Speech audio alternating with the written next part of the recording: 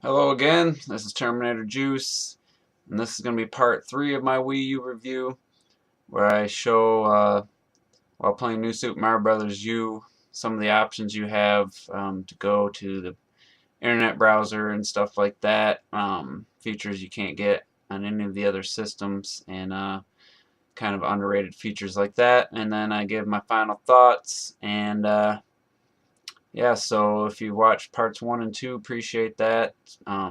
Like I said, my last video, it's just hard to cover everything. There's so many little things I want to talk about, but the video would have been over an hour long.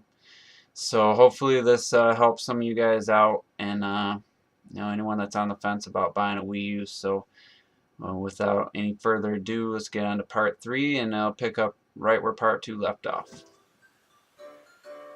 Alright, now I'm going to talk about some of the games and some of the cool features you get inside the games, and what makes this truly a next-gen system, like in one of my other videos I was talking. So I'm booting up New Super Mario Bros. U.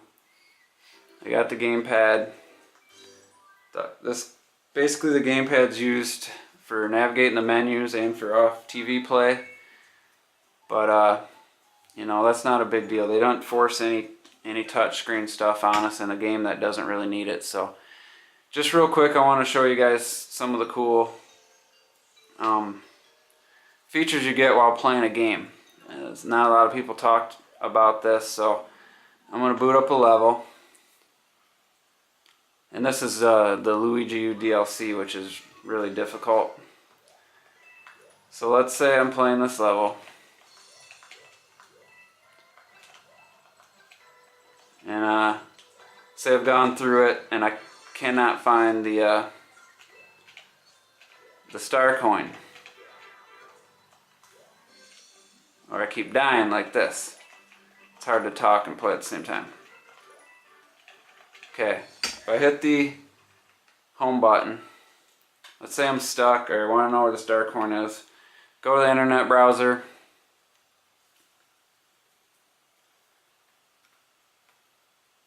search, and click on this video here.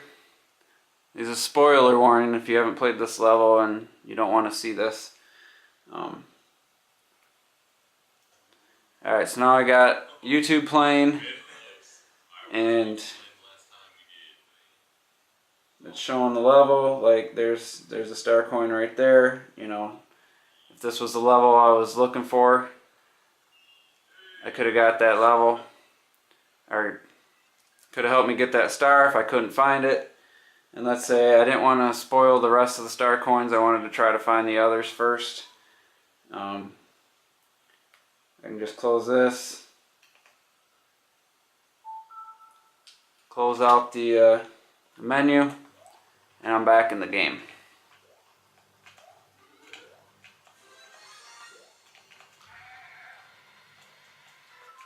And let's say, same thing, I could go to the Miiverse, I could go to the eShop, I could if this was New Super Mario Bros. U and I wanted the Luigi DLC, I could go to the eShop, download it, get right back to the game, and playing it again without any interruption. Don't have to use my smartphone, don't have to do anything. I just, oops. So anyway, it's hard to play this game, it's very difficult and talk, but you can see the benefit to that. So anyway, we'll back to the menu. Gives me a warning in case I hadn't saved and wanted to or needed to. So yeah, that's just, playing games on this system is great. I've used that feature of going to the internet browser many times when I was stuck or frustrated on a level or wanted to see how to do something. And yeah, so I'm gonna give my final impressions, and we'll be done here. So alright, so after showing you all that, it's hard to show you everything, really explain everything, but basically the system itself definitely is missing some features that are standard on all other home consoles. Ethernet ports, USB ports aren't very good, and the lack of a fiber optical audio out. But the actual system, the operating system, for me, it's my favorite home console that I've ever owned. Obviously the games will be the final deciding factor on if it's going to be a great system or not, but I really like the operating system. I like navigating the system. I like how it's set up. I like the Miiverse. The War Plaza is unique. It just has personality, but it has simplicity and intuitiveness. It's easy to navigate, and it's just user friendly. You can have up to, I think, 7 or 8 usernames on one system, with each one has its own save files, and you know, with supporting Wii remotes and stuff, if you had a Wii, it's definitely a no-brainer to get the Wii U. You can play all your Wii games, transfer all the data, you know, all your save data is there. You can use all your peripherals, everything you have. A lot of the games have Wii remote support, so that's really good. And with all the 30-cent games I've had things to keep me busy even in this drought of games. So final thoughts, I'm very happy. I'm not going to give it a number score. It's my favorite system of all time right now, based on just the operating system and how it navigates. Yeah, I wish it had Ethernet port and some of the other features.